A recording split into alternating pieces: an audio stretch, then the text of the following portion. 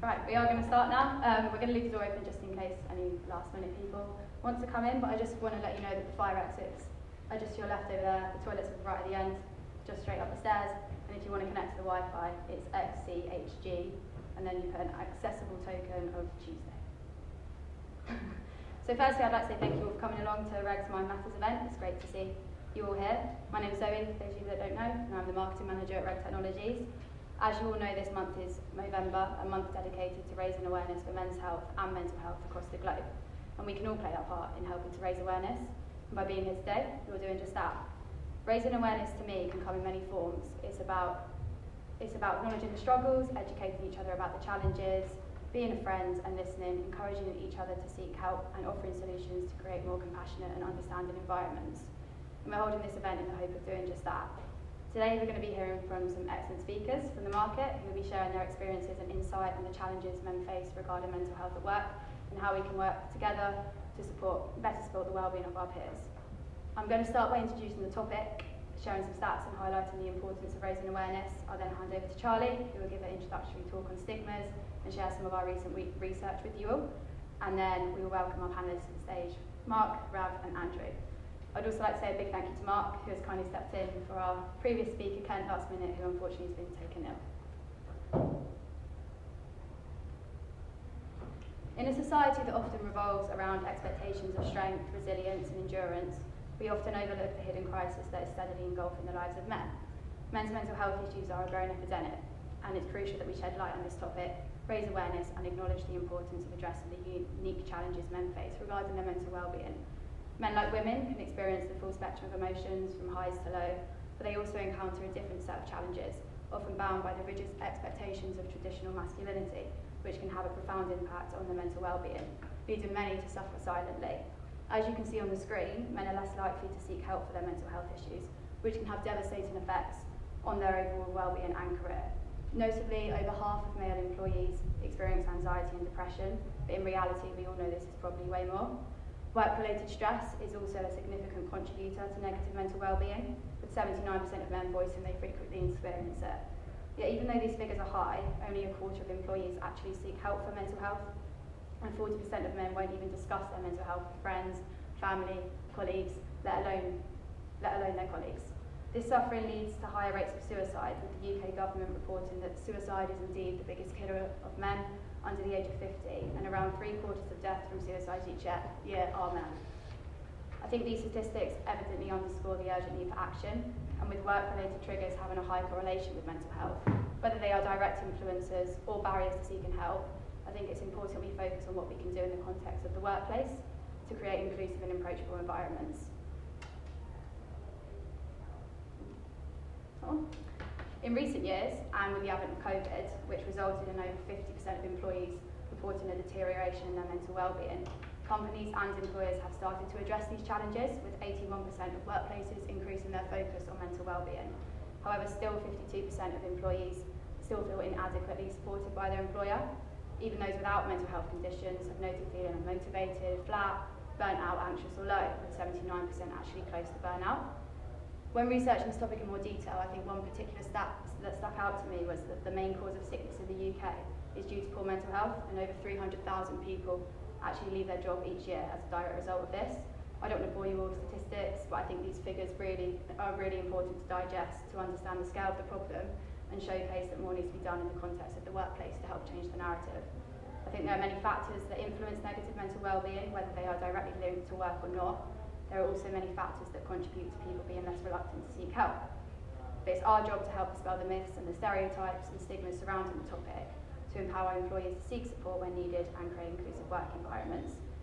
So we asked you guys, what do you believe are the main reasons men might be reluctant to discuss their mental health? So I'd like to now hand over the floor to Charlie, our marketing executive, who will be sharing our findings and talking to you a little bit all about stigmas.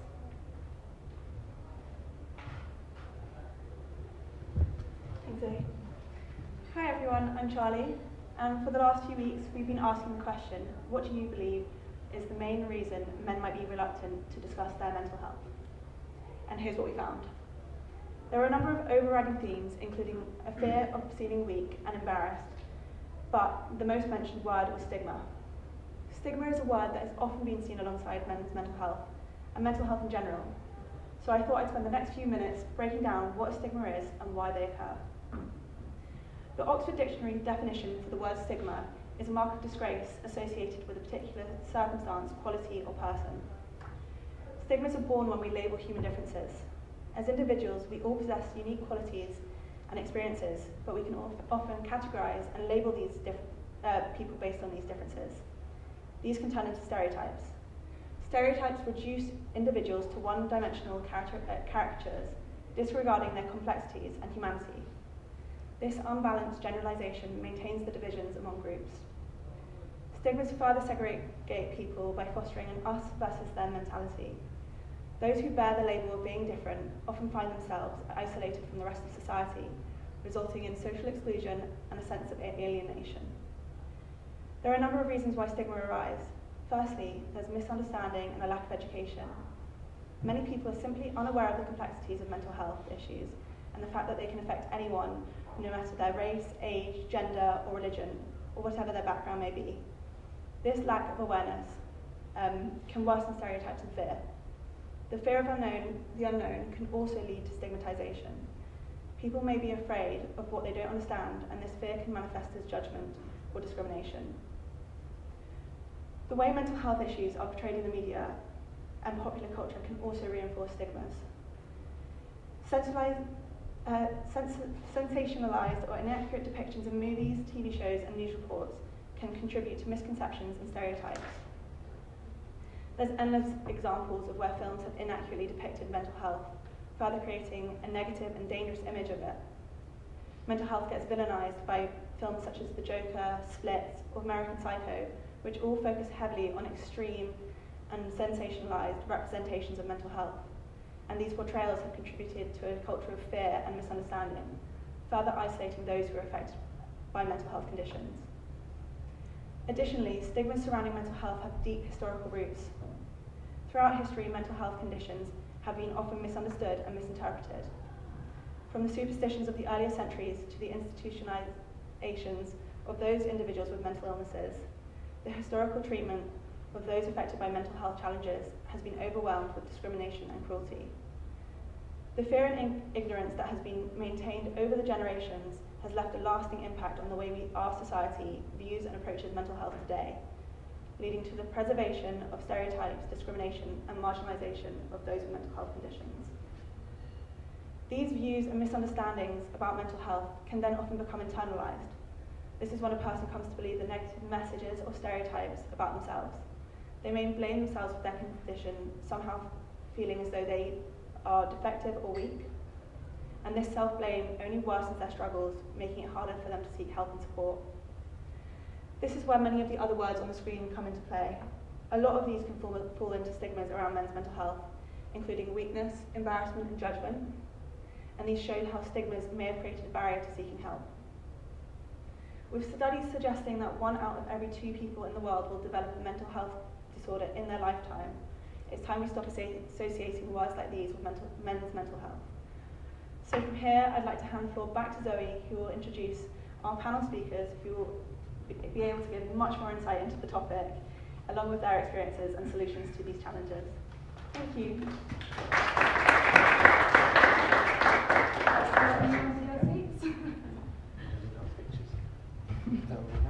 Sit anywhere. Well, thank you, Charlie, for that. I think a lot of the words on the screen probably run true for a lot of people in the room and our panellists, but I'd first like to introduce Mark at the end. Mark Russell, he's a performance coach and he played professional rugby at international level for Blackheath and Harlequins, and building on his experience playing sport at the top level, Mark now coaches athletes and business professionals, helping them to achieve their most helpful and resourceful emotional states. Rav is a senior analyst at Goldman Sachs. He's worked there since 2021 when he started as an analyst, and he's also had experience coaching children in schools and lots of cool initiatives like that. Then we've got Andrew Walker. He's the Diversity, Equity and Inclusion Manager at Donor Advisory. Worked there for around 5 months now in a completely new role, and during that time you've also implemented a lot of mental health first aider initiatives, which we'll touch on later on. So I think my first question to you guys is, you saw a lot of the the words on the screen, but what do you think some of the unique challenges are that men face at work that contribute to negative mental well-being?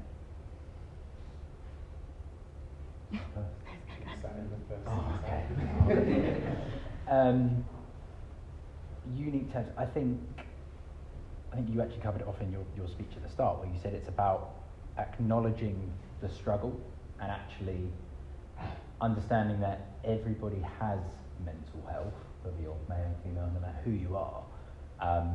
Doesn't necessarily mean that you might be struggling with it throughout your life. I think there's a really good scale that you can get online, where it's called the mental health continuum, where it kind of shows actually within your life you can go from really good mental health and being able to cope really well to then being really low, to then going to the other side where you might need medication, you might need therapy, you might need support, and it's actually kind of letting everyone know that you can be in any one of those quadrants at any point in your life. All it takes is a family event, a personal event to happen, a job change, go through a redundancy period or something like that. So I think certainly from a male perspective, it's, I guess, being able to acknowledge that everyone struggles, and that, like you said at the start with the words you had on the screen there, the stigma of not being able to talk about it at work, with friends, with family, that's still prevalent today. I think for me, sometimes it's almost like some of the other connotations of manhood, what it is to be a man. Sometimes, being dependable, being reliable, and having sometimes all of those expectations on you kind of can then almost make you like more adverse to anything that might be perceived as like a weakness or a fear of doing something. So whenever something bad happens, you might have that almost emotional reaction, but then kind of being like, I don't have the space to be like this. I don't have the space to cry. I don't have the space to, take a pause. I've got people relying on me. I've got a family relying on me. There's more people looking at how I will react to this situation, to then kind of then having to just suck it up and continue on. And there's so many points I can think about in my life when I've been almost on the brink of that, where something dramatic has happened and I've walked into a room, smiled, continued as normal. I received a phone call where I know sometimes other colleagues might have left and gone home, but kind of like, no, my team's depending on me. I've gone in, sat down at the desk and continued, throughout the day. And sometimes it is recognizing and acknowledging that your mental health comes first, that you are allowed to take those spaces, taking those breathers and step away, and that it's not a negative thing if you do.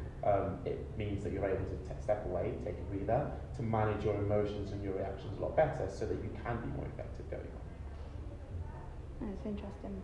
Mark? Yeah, look, the easy place to start is the kind of gender expectations. Men find it, or can find it, really challenging to live up to, I guess, masculine stereotypes where we're supposed to be stoic and tough and self-reliant, and there's a kind of a pressure there which can build up, and it makes it quite challenging then to admit vulnerability and to ask for support.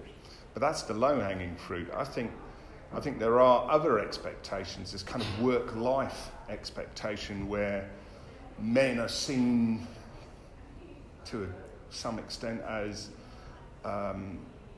one of the main providers to achieve at work, and they struggle to balance work and life, the demands being put on them then, and that those expectations can cause a level of anxiety and stress, and can have a negative impact on mental health. And it goes on and on. There's sort of this kind of competition in the workplace, and now that's only intensified in the environment that we're facing now, where work is becoming all pervasive. I remember going to work and didn't have computers and phones and laptops, and when you when you left the office at the end of the day, that was it. You'd be writing out letters to be typed.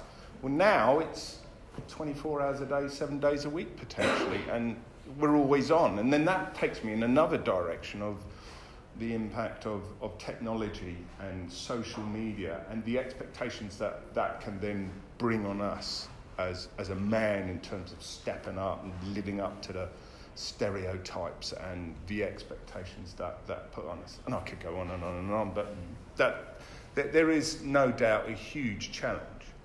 So you think it's those stereotypes really that I guess are the biggest challenges?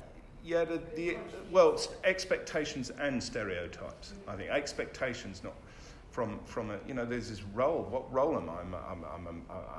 I'm a manager at work. I'm the father at home. I head up Scout Troop. There's all these roles and then they might conflict. And how do I deal with all of those? I'm a son. I'm a brother. I'm a father. All of these things can be challenging. Just to build on that point of expectations, so I'm the only boy, I've got 5 sisters and a mum, work in finance. A few years ago, the roof of my mum's extension fell in, she picked up the phone and called me. And I was just like, I was on the other side of the phone like, that's not the son that you've got the son that types and, does spreadsheets. Give him some credit. Yeah. Now I'm suddenly the son that's got to figure out how to get her extension roof, built in. But it's just on the contrast of that, my mum, she's got 5 daughters, she's got 1 son, the ceiling fell in, she instantly picked up the phone and called me. And it was then, my responsibility to fix that. And it's acknowledging that could have been one of about 1 million small problems that could then compound onto me on a daily basis throughout my entire life, of just problems coming up, and just there's an expectation of you have to be the one to solve this problem, or to know how to get to someone who's going to solve this problem for me, and sometimes, don't get me wrong, it does fill me with a bit of pride that, my mum, I am that dependable son that my mum can pick up the phone at any time and call to, but then at the same time, there is that pressure. There is going to be a call one day when I have no idea how to fix just like the ceiling, and there will be that expectation of solve it. I think just to again add on that kind of toxic masculinity bias that's out there around men's and how you're perceived, whether that's your family role, like you said, or your role in work. I think that probably makes it easier for men to hide when they are struggling and not talk about it, because then maybe don't get enough opportunities to be asked, how are you? I don't know if anyone's seen it recently. I think last month Norwich Football Club released a video on LinkedIn that I think it was around suicide awareness and prevention. I have seen that, yeah. And if you haven't, go on LinkedIn, just search it, 'cause I think it's such a good video where it's 2 guys that are going week in, week out, like season ticket holders, sit next to each other at the games every week. Obviously don't know each other, but just know each other when they go there every week. And one of them's really active, cheering, really into the games, and the other one, every clip it shows is just really in himself, doesn't really want to talk. The other one kind of notices that and is trying to talk to him a bit more, saying, is everything all right? How's the friends? How's the family? And he's just like, yeah, fine. Just really one-word answers. So throughout the whole video, you're thinking, okay, maybe this guy's really struggling and the other guy's trying to help him. God, is something going to happen? And then it goes through 10 different games throughout the season, and then it gets to the last clip and the seat's empty, and it's not the guy that's been the quiet one. He turns up, it's the one that was the loud kind of one that's always energetic and wanting to know. He unfortunately died from suicide. So it was that kind of that theme of you never know actually. You thought it was that guy because he's the one that's not talking, but actually it was that guy who actually may have been masking it a bit more of how much he was struggling. So I think, as the guys have said, that masculinity stereotype that's out there probably does make it easier for men to just not talk about it and mask it a bit more. Or admit that vulnerability. So just today on the way on my heavily delayed train on the way up to London, I read a story about a professional footballer who talked about the challenges of gambling as an addiction.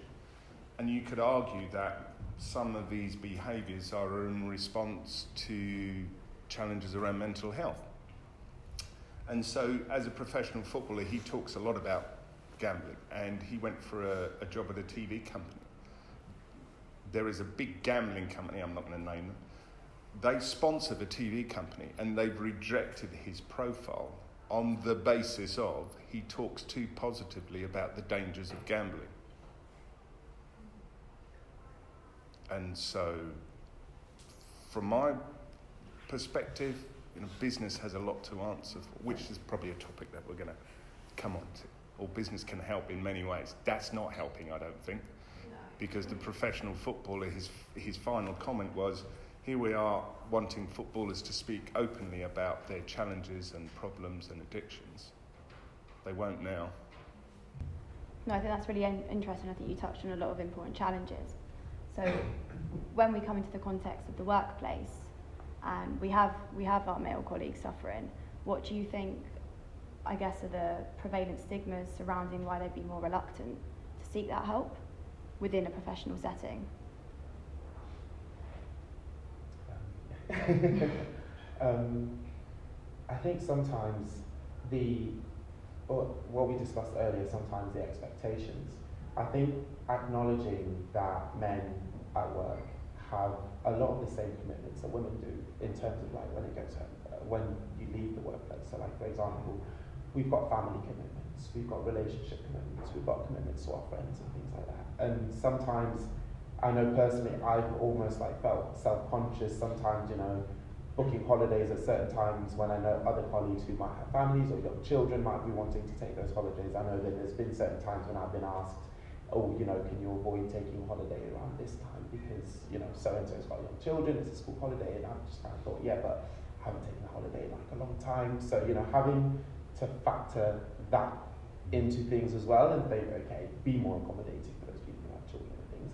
And then at the same time, it's then like, okay, stay a little bit later, be more accommodating for the people who might need to leave a little bit earlier from work and those things, And then also at the same time as that, be thinking, if I leave earlier, will that then have any impact on my performance?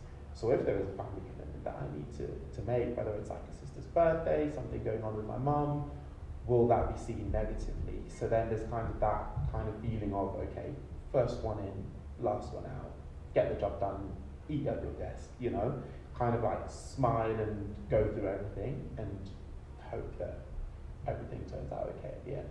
And I definitely think that workplaces, when they talk about inclusion, diversity and inclusion and diversity is it's more than about gender, it's more than about race. It's about making your workplace really, truly inclusive for everybody, regardless of their creed. It's about making sure that the flexibilities are there for everybody, not just people who have children, not just people who are younger, who are older, who might have some disabilities, but making sure that we can flex a little bit to accommodate everyone.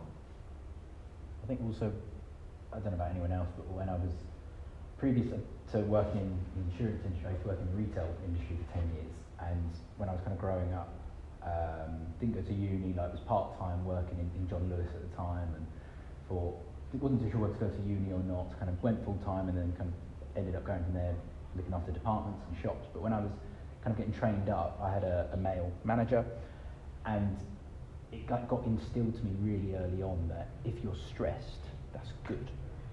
And it means you're busy, and that means you're doing a good job. And I remember I'd always have these conversations of like, yeah, this project's like really stressful. And he'd be like, brilliant. I'd be like, I don't think that's the right. But for me, like, over time, we're all creatures of habit. You become the environment you work in. So then, I remember when like 2 years later, I became line manager for the first time. I was looking after colleagues of varying ages and length of service, and have worked in the business for a long time. And someone would say to me, this morning was really stressful. I had to like bite my tongue because I nearly said, that's great. I was like, oh wait, no, that's not good. That's not good. So I think there is probably still, and we were talking about earlier about like that generational thing, or there probably is a generation that were brought up, maybe it's a dad or an uncle or someone at work that you looked up to that really instilled that, well, if you're stressed and you're busy and you're working on loads of stuff and you're getting home late and you're staying late, well, eventually that's good because it means you're working hard, but actually the internal effects that has on people, no matter who you are, I don't care if you're the CEO or the first in the door, it has an impact on you. So I think it's changing over time. I think we are getting better as our generations in talking about mental health, more in doing events like this, but I think there's still that element of that kind of old school mentality of you need to be busy, keep your head down, don't talk, like the wording of suck it up comes up, all so the time. When you are stressed, yeah. you don't even want to tell your employer because yeah. you think they'll just say, great. Yeah. No, that's interesting. I think, well, how can we break down those barriers then? How can we break down those stigmas of you know, it's not good to be stressed. If you are stressed, you should seek help, and you know, it's okay to be weak, or it's okay to, well, not even to be weak, but it's okay to have commitments elsewhere. You don't have to be, like you said, the last person there and the first person in the door. How do we break down those barriers and change those stigmas? Okay, so I guess for me, it's creating a psychological safe space so people feel like they can share stories and share examples of when they are struggling, whether that's in work, whether that's out of work. I've always seen it that work is a distraction to so many people, and especially with stuff that's going on in the world at the moment, and the world's a horrible place to live in for a lot of people at the moment with, you know, the wars, all the stuff going on. So work can be a distraction for people. So if workplaces can start to really hone in on creating that safe space so people feel like they can say, yeah, I've got this going on at home at the moment, or I've got a friend, or I've got a family member, or sharing an experience that's happened to them in their life that has maybe where they've then struggled with their mental health. Work have then got that opportunity to hear that and be empathetic and listen to it, and that might be all you need, is just someone just to talk to, because you might not be able to talk to a parent or a family member or a friend. And we were saying earlier, like, I think you said that you see your team more at work than you do like mum and your sister. And it's like, it's mad to think that actually, but if you probably looked at the year, I think we're all quite similar in that aspect. So I think creating that safe space where people can talk and can share a story and be authentically vulnerable is a place where then people can be themselves and actually thrive at work. Workplaces have got the ability to facilitate that. Mm-hmm. It's just by sharing stories you can start to really show that actually it's not weak, it's not something to share, that if you've shared a vulnerable story, actually you can be seen as a role model for future generations.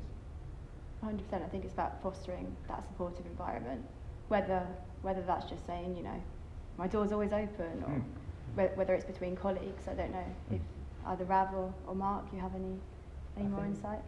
I think sometimes there's a difference between sometimes when people say, my door's always open, come and talk to me if you ever have anything to say and stuff like that, and people who actively leave their office, come over to your desk and say, how are you doing today? And you know, those two different things communicate something very, very different. I've worked with two completely different managers. One was one way and the other was another, which one person used to come out and just come over and walk the floor and just actually just say, how are things going on? I can see that the emails are super, super busy. Let me know, you know, like what you need. Let us know what you know, what we need to push, what we need to reprioritize. And actually, in terms of like managing stress, one of my managers used to actually say to me, put things onto them.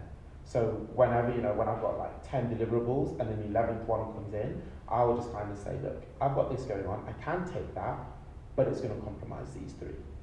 And let them make the decision and go. They will then go, okay, prioritize this.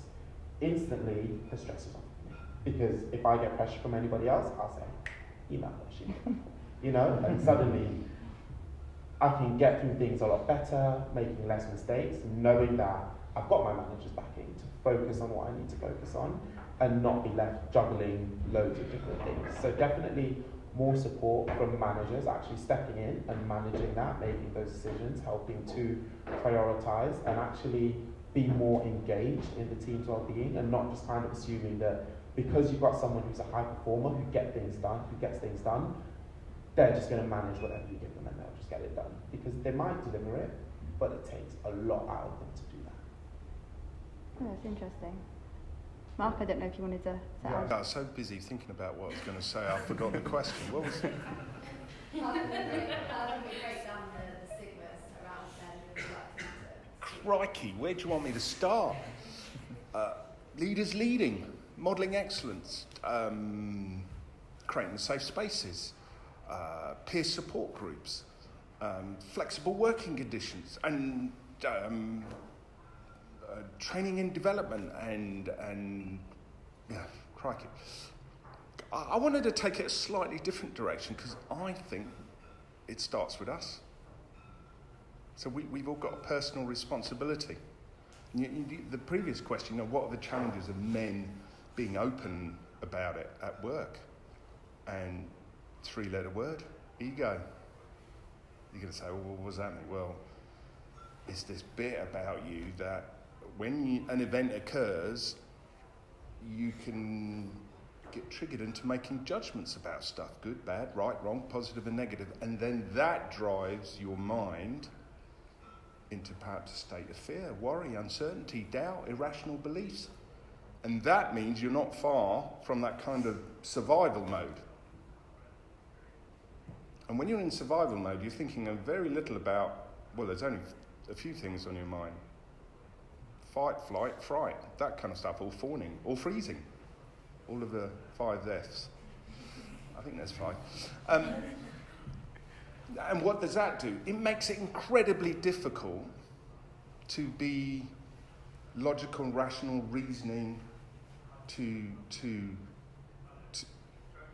call into that part of your brain where you can make sense of what's happening, people, events, and the world around you. And that's why it's quite difficult. So the challenges that we have is it starts with you, it starts with all of us, not just all of us. We've got to recognise, okay, what part is ego playing, and how do I move from this kind of judgment to acceptance? What role is my ego playing in how I'm interpreting events, people, and the world around me that's causing me to lead to these kind of judgments, that's making me feel threatened? Because when I'm in that state, it's a really tough place to be. And that's negatively impacting on my mental health. Okay, so that's where it starts. But yes, of course, businesses have this responsibility for creating a space where those kind of triggers, and maybe we can talk about the triggers, but those kind of triggers are dampened, or they're better effectively managed, so that there is an environment in the workspace and in other spaces, not just the workspace, but in other spaces, where people can move from judging to accepting and do the things that they can take better care of their mental health. Not sure whether that answered the question, but it certainly came at it from a different angle. I think the only other bit I was going to add on that is equipping everyone, not just leaders, to understand how to have an empathetic conversation.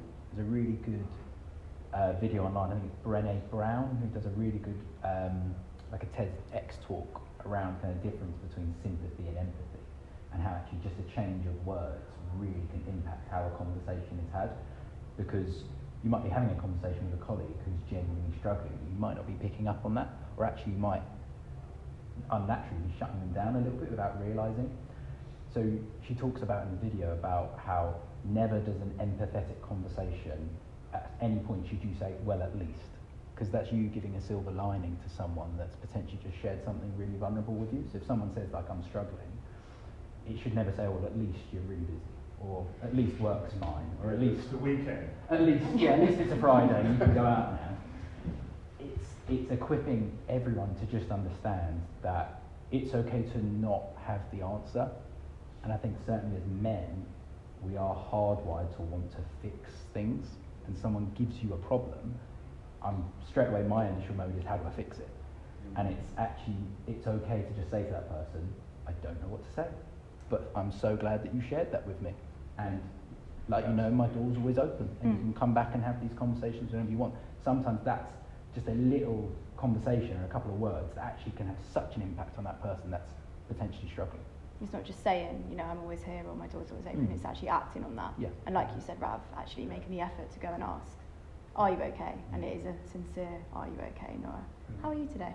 Can we move that a little bit further? Because I think there's something about normalising. It's great to talk about mental health. It doesn't become taboo in any way, shape or form. We normalise it. And then the other thing, I think the power of language is really, really key here. There's a lot of managers in this room, leaders in this room, leaders lead. You've got to be aware of the power of the word, and what you say has a massive impact. The moment you start invalidating some of these feelings and emotions, you're just going to drive them further into a shell, and it's going to be potentially really, really difficult for them. So, yet another challenge for leaders. You touched on triggers earlier, Mark, and I think you wanted to give some insight into triggers around what actually might influence negative mental well-being in men. So what do you think are some of the key triggers? Yeah, we've touched on some of them, the expectation. I think there's also something about the competitive environment that we're in, and the impact that has in terms of achievement, that causes people to work long hours to do things which put at jeopardy their personal lives and their health and well-being, and that can have a negative impact on mental health. I also think there's something about relationships, and far too few people have good working relationships with the key people around them. And you just said we spend how many hours? We spend so many hours a day at work, a week at work, a month at work. What kind of relationships do we have with the people at work? I mean, I'm often told that people say, well, I share with some people at work some things that I didn't tell my family. Mm-hmm. And so there is something about, okay, what are my relationships like at work, and how do we do that? I love this expression about managing up. You used it. So I'm in overload, boss, and we're moving a dysfunctional overload. Some of you in the room may know what that looks, sounds, and feels like because you've been there. It's a horrible place. Okay, so I need some help. What can we do? Right, great one, prioritise it. All right, make a list. Here's a radical answer. Say no, I ain't doing that. When was the last time you said, no, I'm not doing it? Now, listen, you don't have to say no, that's it. You might say, no, I can't do that right now. This is when I can do it. Or no, I can't do all of that now. This is what I can do now. Okay, so it's not always a brutal no, but I do challenge you to say no a little bit more often. Because if you keep taking jobs on, what are people going to give you more of? You get a great reputation for being a problem solver. People are going to bring you problems. Okay, so there is something about, I want you to be kind of self-reliant and empowered, because you can take control of your mental health. It means you've got to step up, be brave a little bit, but you have that power. May the force be with you. I think you wanted to... Yeah, no, I'm now going to say no to the question. I think asking that question of triggers is kind of an impossible answer to actually answer, because people are so good at masking whether they're struggling or not. And I think there's a lot of training, you can do, whether it's mental health first aid training, just general mental health awareness training, that there's a lot of good stuff out there that talks about, yes, the signs and symptoms of someone's going through stress, depression, potentially suicidal thoughts. But actually trying to notice that in a day-to-day, or even in a virtual world when you're talking to people, is really, really hard. So I would say, instead of, yes, if you notice a trigger, of course, act on it. It's more actively thinking about yourself, whether you're a leader or not, of all the colleagues you work with. Am I giving enough of an opportunity to talk to that person that I talk to on a regular basis? How are you doing? Are you okay? And it's not, you've probably got a project to talk about, but we've got a timeline you're chasing up, and there's a reason you put that Teams call in their calendar. But it's giving that first 5-10 minutes, just say, how are you? How's things going? And just letting the conversation flow before you then go straight into work mode. So I think trying to be really conscious of including that part of a conversation in every conversation you do.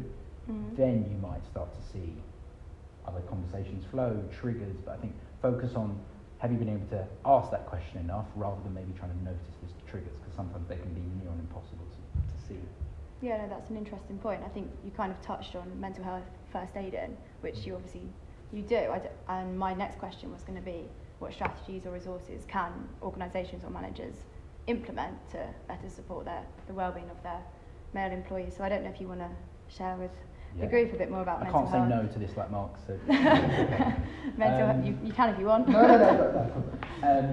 So I don't know if people have heard of mental health first aid. So I think it's been around for a number of years now. So Mental Health First Aid England do training sessions on training people similar to like physical first aid. It's, you go into a training course, usually done virtually. I believe it's you kind of do 4 half-day sessions, where it goes into all the different signs and symptoms of mental health, how to be an active listener and how to have conversations, how to support individuals, really good intense training. And I guess I've been lucky enough that both the company I used to work for and the company in Ardonna that I've stepped into now already had it.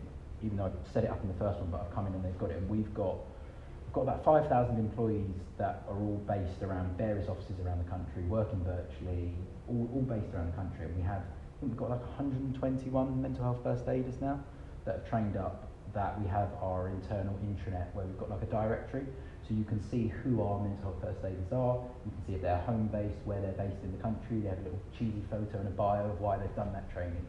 So it's just trying to make it as easy as possible for people to know that you might not feel comfortable opening up to your line manager, and that's okay. Everyone's got differing relationships with their line managers, and being able to give a selection of people that, yes, have been trained a bit more in depth on understanding certain mental health issues, but the crux of mental health first aid training is being training on how to listen, and just how to sit there, and you're just sitting there and listening and being an active listener, and then being able to signpost. So they give, I'm going to test myself now, they give like a 5-step approach called the ALGI approach, which is A, approach the conversation. So how do you approach that conversation with kind of open questions, whether that's virtual, or that's via email. Listen and communicate non-judgmentally. G, give support. E, I know, I don't know why I've done this. E is encourage professional help, and then the other E is encourage a second form of help. So it's not a mental health first aider's job to diagnose someone there and then, like, yes, you're depressed, or you're stressed, or you're suffering with schizophrenia or something. That's not their job at all. They may have a bit of knowledge on it. They're really there just to have that conversation, thank them for talking. Again, like I said, doors always open, come back to me if you need to talk, but at least signposting them to GP, an internal employee assistance program, Samaritans, something. Just go, they've got that option. So it's certainly something that I've seen work really well in organisations, and I think it fosters then a conversation of people that are trained, and then the best thing I've seen that naturally happens off the back of it is those people that are trained as mental health first aiders, they kind of realise their own lived experience that they've probably had in their life that they never realised when they were really struggling, and they're actually more likely to be available to share that when doing like educational awareness days or days like this. That then has a domino effect because they share a story, it inspires someone else, they then want to share a story, so it kind of has a knock-on effect. No, that's really interesting. I think a lot of people could use to implement that in their workplace. I think from us speaking before as well, I think you said it's had a massive positive benefit to your employees, and I think the more people that are trained up and stuff like that, the more easier it is to recognise triggers or the challenges that people may be facing. One caveat I'll give in that is it's very important that if you're thinking about like doing mental health first aid training, there's loads of companies out there that deliver it. Do make sure you're in the right headspace yourself to do that, because you're putting yourself in a position where you're going to be taking on conversations and taking on, some real hard-hitting conversations with people. And I don't care who you are, everyone's human. It's impossible for you to have a conversation like a mental health first aid conversation and not take away a part of it. And I've had many sleepless nights where I thought, God, someone's really unloaded on me. And there is a confidential aspect to it that you're not allowed to really share the specifics of what that person's going through. So that would just be my kind of word of warning, is make sure that you in yourself are in the right headspace mentally before you kind of put yourself out there to do training. Definitely. Mark, Rav, have you got any ideas around the strategies and resources that could be implemented? I think for me, one of the key things is giving your employees or the people who work on your teams the confidence and the ability to open up and be vulnerable, but without some of that judgment, or even sometimes like that feeling of needing to act. So sometimes, if like I'm having a rough morning and my manager comes to me and kind of says, like how are you doing today? There is almost that automatic response of like, I'm fine. Yeah. Like, I'm completely fine, nothing's going on. But sometimes I just want to go, yeah, I'm having a shit morning. And that's okay. It's okay that I'm not having a great morning. I'm still going to turn up. I'm still going to be there. I'm still going to smash through my entire day. But just so that everyone's aware, I'm not 100% this morning. That's okay. But sometimes, if that is shared, when there's then questions about like, oh, you're not feeling yourself today. Oh, you're a bit quiet this morning. Is everything going? And sometimes there's loads and loads and loads of other things going on the back of that. And it's like, I'm just not going to be the person who's going to be sitting here, cracking jokes, smiling, waving in everybody's faces. But that doesn't then mean that I want the pressure of having to be that person, having to almost sit there and smile and crack jokes and stuff like that, you know. So as managers, understanding that everyone isn't going to be operating on the same way all the time, and that's perfectly okay and acceptable. Again, being the people to go and ask if there is something that you need to work through. The door's open. One thing that helps me personally is having set routines of when I do different things throughout the day. So there's certain jobs that come in at certain times, specific to my role, that I do at certain times throughout the day because it's more efficient for me to do it that way. And my managers know that. So I get less chasers saying, hey, when's this going to get done? When's that going to get done? When you're replying to these emails and stuff like that. Like, no, I have a set way that I'm going to be working today, and that's known by my managers and other people. And that then relieves the pressure because then they know, okay, Rob's going to do this at this time. We don't need to chase. Specifically on that, personally, I go for a run every Monday, Wednesday, Friday. No headphones, no nothing. That gives me the ability to think through what I need to do in the day, be clear, work out physically, and that helps me a lot with my own personal mental health.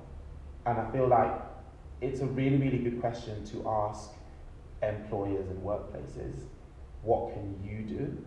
But a bit of what you said earlier, some of it is that accountability. It's my responsibility to make sure that I'm in the best headspace and to be self-aware enough to acknowledge when I'm not.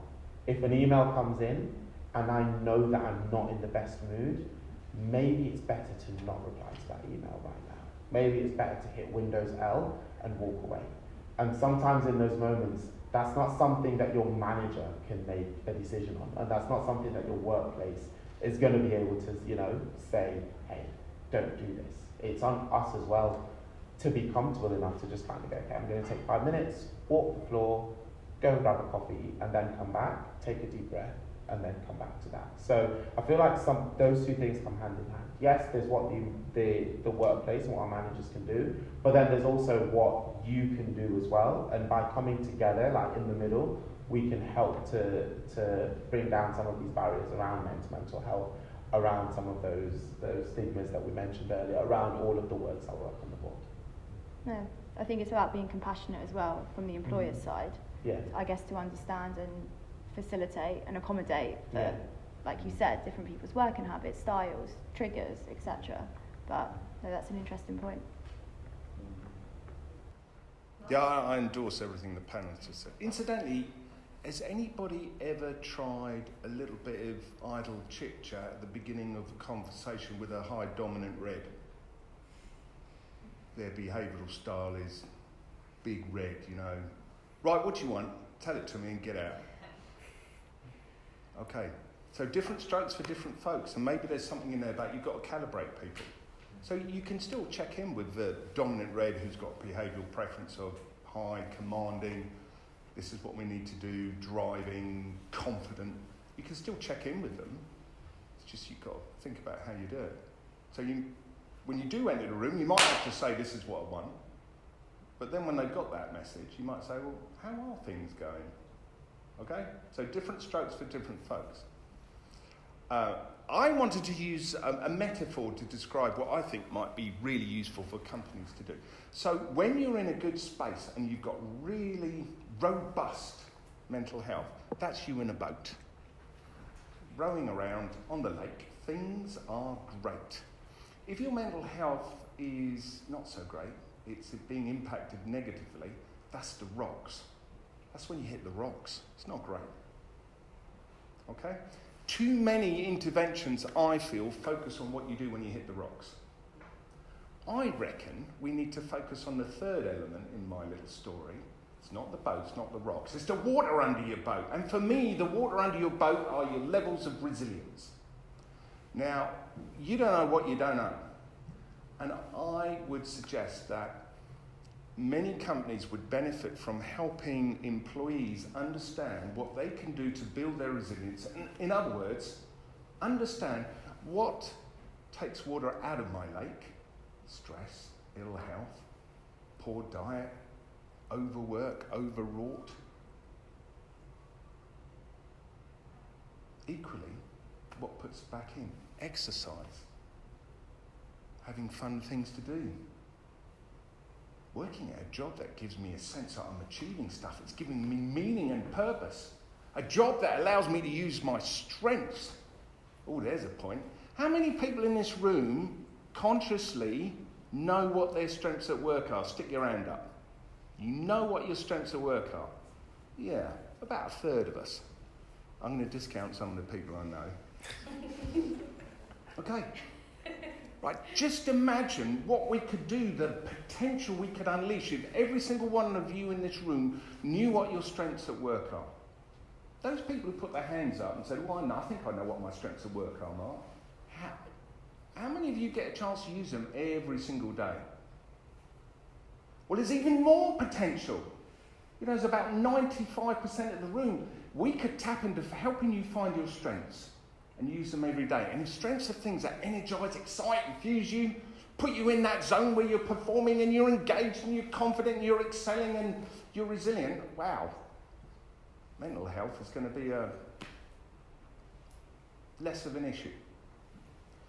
So, if you know what your strengths are and you can call on strategies and resources and insights to help you manage your levels of resilience, you'll be able to cope when the rocks come along. Why? Because you'll have loads of water under your boat, lots of resilience to deal with the deal with the stuff that life can throw us on occasions. There's some people looking at me shaking their heads. That bloke has lost it down there. Who invited him on the panel? I know he's a late replacement, but for goodness sake. No, I think what you shared was something to take on board for sure. Oh, I like it. See what you did there? No, I do. I think building resilience is key.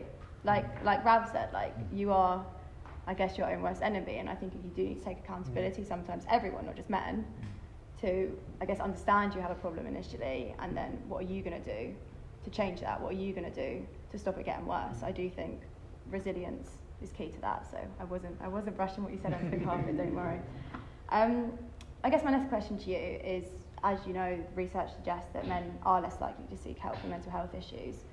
So instead of focusing on the managers, how as colleagues can we better recognise, I guess, when our peers are, dealing with bad mental health, and how can we encourage them to seek that support without fear of judgment?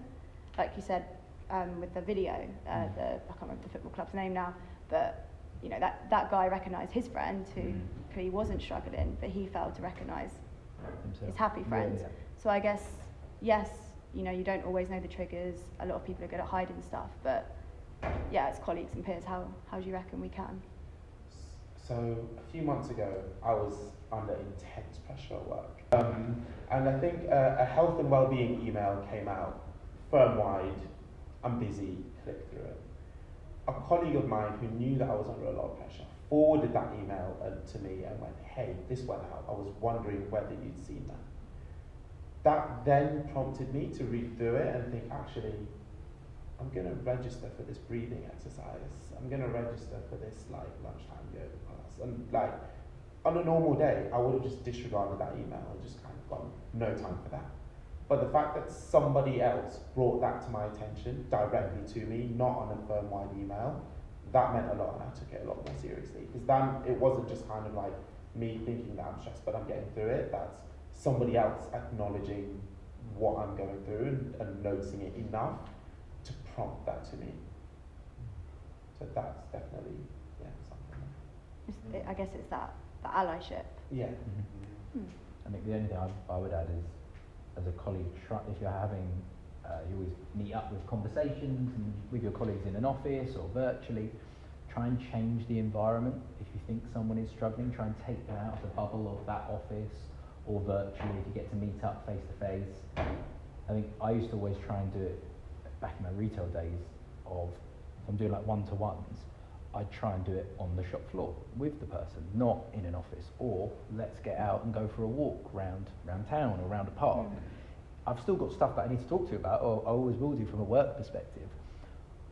But it's really interesting that once you take someone out of their normal bubble of a day-to-day workplace and ask them the same questions of how you doing, how's your weekend, and just sit there and then listen, you may find that actually you start to get a bit more out of them by just trying something different. So any usual one-to-ones, team meetings, weekly meetings, monthly meetings that are kind of usual things that you're going to see people, try and change it up, and different styles of environments can sometimes be all it needs to get someone to open up a bit more. It's that change of environment, I think, is key. 100% differentiating work.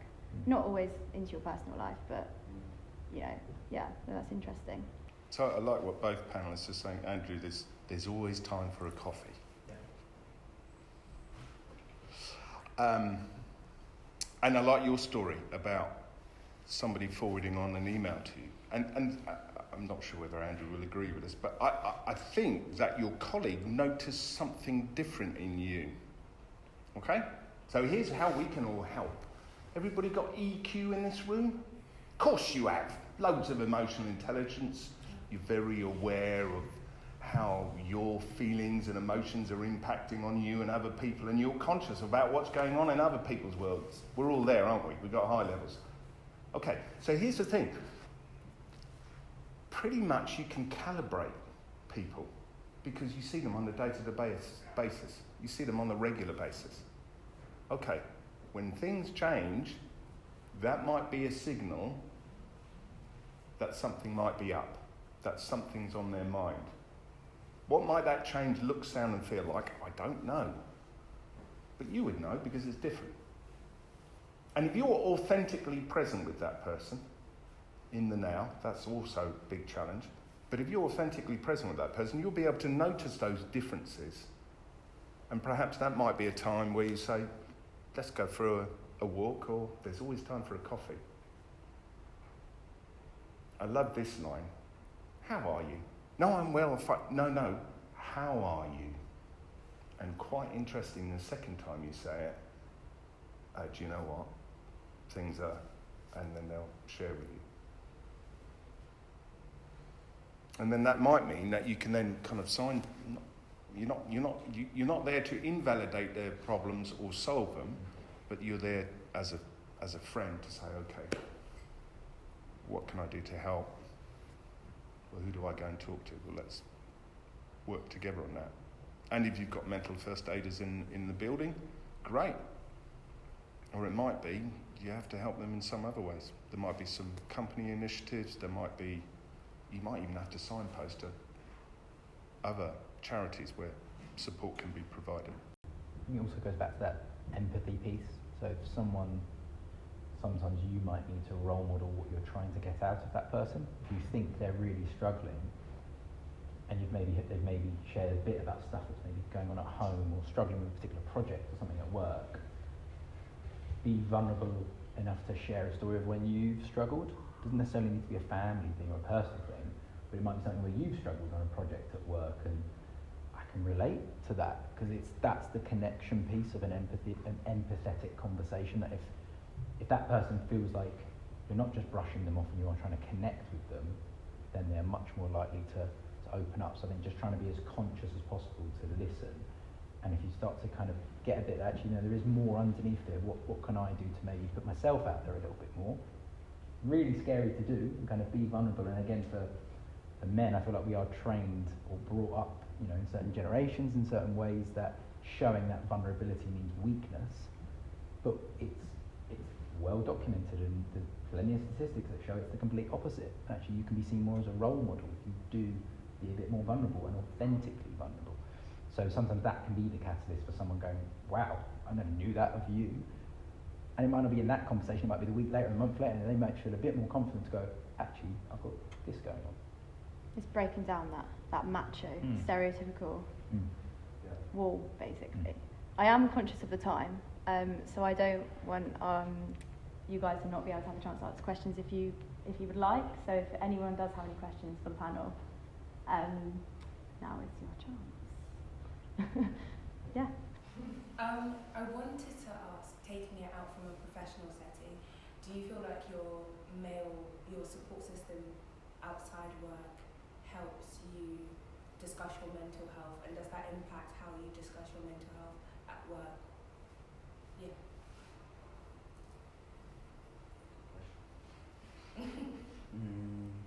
Yes.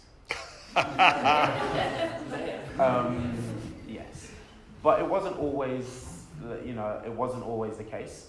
I think, I've got 5 sisters, only boy in the family.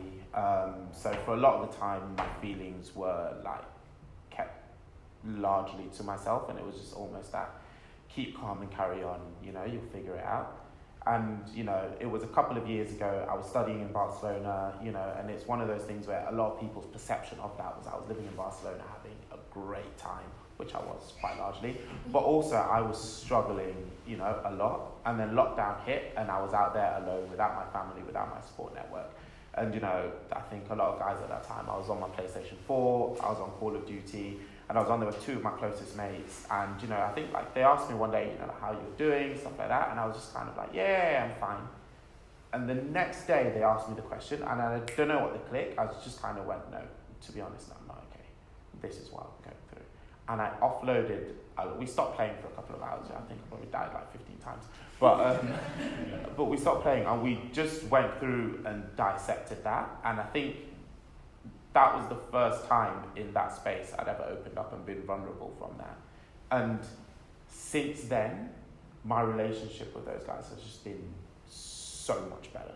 And my relationships with other men in my life has just been so much better, because I felt when I opened up in that space, there wasn't any of that kind of like, oh, well, at least you're living in Barcelona, which is what I got from a lot of other people, which is why I stopped opening up, They really dissected what was going through, and they were really, really there to support me and help me out, which means that now on a daily basis, I approach them with problems, but instead of waiting for them, so I'm just kind of like, this is what I'm going through today, And sometimes just being able to get that emotion out stops it from staying in and building it up. So sometimes, yes, being the first person to be open and vulnerable, and then having that received really, really well, and then also the same vice versa, so now they're more open with me, means that we're a lot closer, we're a lot stronger, our friendships and our relationships are a lot healthier. So I hope that answers your question. And what struck me is that outside of work, increasingly we're seeing community groups being set up where they rally around an activity, and the byproduct of that is men's mental health is being nurtured. So a great example of this is men's sheds, where there's a shed and men go to it and they repair things and they have a sense of meaning and purpose, and they get to use their hands and their minds, and in the process they're with other people. Personally, I've set up a group where we meet on a regular basis and we rally around sport and we watch sport and we are there for each other, and that has had exactly the same impact. People are starting to open up, so it's a space where people feel that they're not going to be judged or mocked in any way, shape or form. It's a place where we can be. And I've opened up one of the greatest challenges that a professional athlete can have is retirement. So they lose that kind of sense and purpose unless they manage that really well. And when you go your separate ways, this kind of the brotherhood is lost. And I got fed up of meeting people at funerals. So I said, why don't we meet outside of funerals? That's a good idea, isn't it? And so I set up a group, and now we meet 3 or 4 times a year. The room's full of 100 people, and we all know each other from days where we played sport together at elite level. And it's good for the mind, body and soul. So sometimes, I guess what I'm trying to say is, it's not always aimed at mental health, but that's a byproduct. Is that one? Yeah, it does. I think there was another question. Yeah. I had a question around the stigma around men being masculine. I think we often confuse masculine and feminine energies for genders, and they are 2 very different things, right? But there's, whether we like it or not, this still happens where if we do have a man on the team who is vulnerable, behind the scenes he can get called girly, emotional, which are all these like female, feminine assigned words, and actually they look down on them as a result.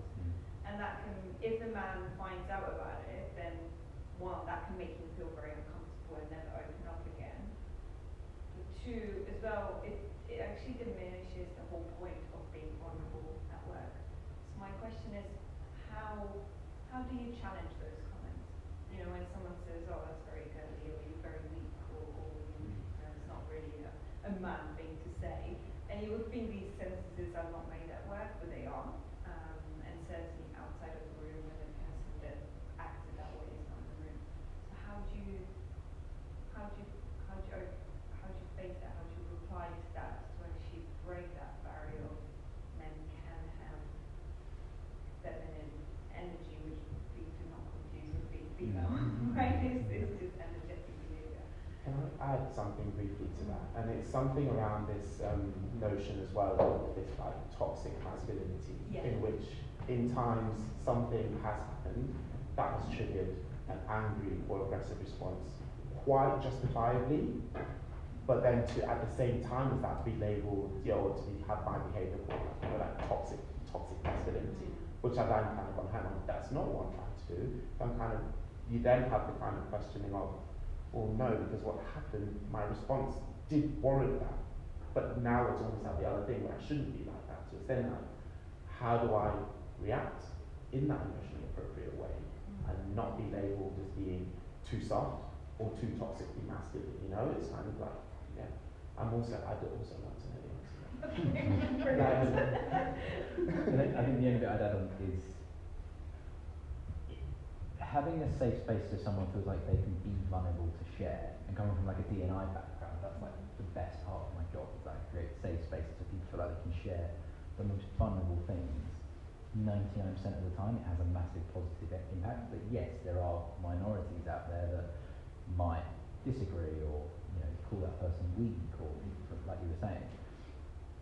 It's important for all of us to try and role model what we've said we're trying to do and normalise men's mental health, of course of everyone's mental health regardless of gender, that if you're in a conversation and it's at lunch or in coffee and you're hearing that, you respectfully disagree. I'm not saying to call that person out, everyone has different opinions, but it's important that if you're creating, we said at the start, like psychological safe spaces so people feel like they can share at work, whether that's on a webinar or an event like this, or even just in an individual conversation, it's really important that you continue and more proactively check in on that person, because they are more likely to be prone to those comments and see things. And we recently had a webinar around World Mental Health Day last month, and we had a senior change manager in our business share a story on the webinar around having, you know, very close to suicidal thoughts before, and sharing the story of how he got out of it and how his family helped and everything like that. And he shared it to us on a call, and obviously wanted to make sure that he feels safe. He wants to share that openly across the whole business on a call where can't see any people's faces, can't see who these hundreds of people are. And he was comfortable enough to do that, and it wasn't until he did it, he then came out to me afterwards and was like, I've never even told my wife that. And it's like, wow. And it wasn't until then that made me realise, like, I'm going to continue for the next, every day, message that person every morning and say, how do you feel after that? How are you feeling now? How are you feeling now? So important that if someone has shared something, that you kind of go overboard with checking in with them, because yes, they can feel more vulnerable, but to be a good leader and to future-proof your business, you need to be vulnerable. You need to be authentic at it. So the people and the naysayers that put a negative spin on that, we need to crowd them out with positive stuff and, you know, talk about it in a positive light. So respectfully disagree with it instead of completely disagree with that. And I think that person, if anything, now is uber strong for doing that and is a role model in our business. Can I add something to that? Sorry, it kind of resonated. I've been that person. I've said that to someone, but without even thinking about it. I said, I'm such a girl. But it was just, for me, it was just words. I didn't, in my head, associate, you know, girls, females with weakness. I think it was more just kind of spurred it up. And that, I think, for me, I was challenged on it straight away, and I think that it kind of falls in line with why we're able to talk more about male mental health now. It's just the way we progress as a society means that that is now not seen as a feminine or female energy, or responsive is not now seen as a negative thing anymore. It's actually probably quite a strong thing in a lot of conversations where those perceived kind of insults are thrown around. Like you say, absolutely they can be challenged. I was challenged on it. I was made to feel like an absolute fool because I didn't really think about what I was saying. I think people now are starting to understand that words mean things, and things that you have said before 20, 30 years ago now obviously have different meanings. The thing is, they always have those meanings. That's the problem, but no one really talks about it. And I think I've learned a lot from that singular lesson. I've definitely been that person before without even thinking about it. And toxic masculinity never even crossed my mind. I didn't even know what toxic masculinity was until about 5 years ago. And I would have, even now knowing what that is, I would have never considered myself that, but I'm sure using some of the language that I used to use, someone probably would have said, yes, you are. I mean, I've worked with a lot of people in this room as well, and I don't think anyone would say that I have that kind of energy. And I don't think I do, but I think at the same time, when I'm saying those words, it will have different meanings to different people, and you have to be very, very conscious of what you say. Because those words that you previously used, which you wanted to be as like a negative put down, they're not anymore. So, right. Thank you for sharing that, by the way. That's a Thank brilliant, you. brilliant example. And we all make those statements. So, like I catch myself as I recently called my daughter boisterous, and someone said to me, "Don't say that. She's not a boy. She's just confident little girl." And it's these things that we just call these words and associate them with gender, which then doesn't put the right spirit. So I appreciate that. And being aware and actually learning from it when someone says something to you, going, And that probably brings us to a topic which we could have a whole evening discussing, which is culture, the way we go about doing things around here, and on your culture canvas, what you would reward as well as what you discourage, or dare I say it, sanction, punish. And I think that plays a massive part, and that starts with the leaders. Okay, so if it's the leader saying your big girl's blouse or your girly thing, that's what's being tolerated. Fish rots from the head downwards. So we're all responsible for the culture in our respective organisations, but the custodians of that culture are the leaders in that organisation. And if you're a leader in that organisation, what are you modelling? Yeah, thank you.